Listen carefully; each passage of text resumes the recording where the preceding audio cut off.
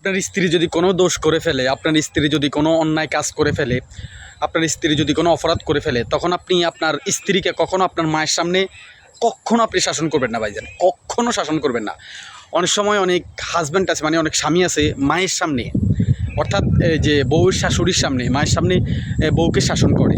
এর ফলে কি হয় জানেন, আপনার বউকে ছোট করা হয় এবং আপনার বউকে ছোট করা হয়, আপনার বউর সম্মান নিয়ে আঘাত আসে।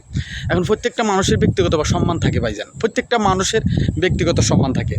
এজন্য আপনার স্ত্রী কোনো যদি অন্যায় করে থাকে, অপরাধ করে থাকে, আপনি নির্জনে তাকে বোঝাবেন।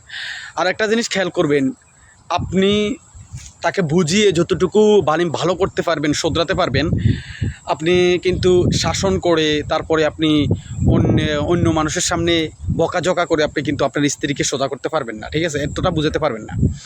এই জন্য আপনি বুঝাবেন এবং বিশ্বনবীর বিভিন্ন এবং আয়েশা সিদ্দিকা রাদিয়াল্লাহু তাআলা আনহার মজার জীবনীগুলো শোনাবেন। দাম্পত্য জীবন সুখের হবে ভাইজান। এভাবে দাম্পত্য জীবন যদি সুখের হয়, তাহলে আসলেই দুনিয়াতে আপনার জান্নাত, এটাই বাস্তব।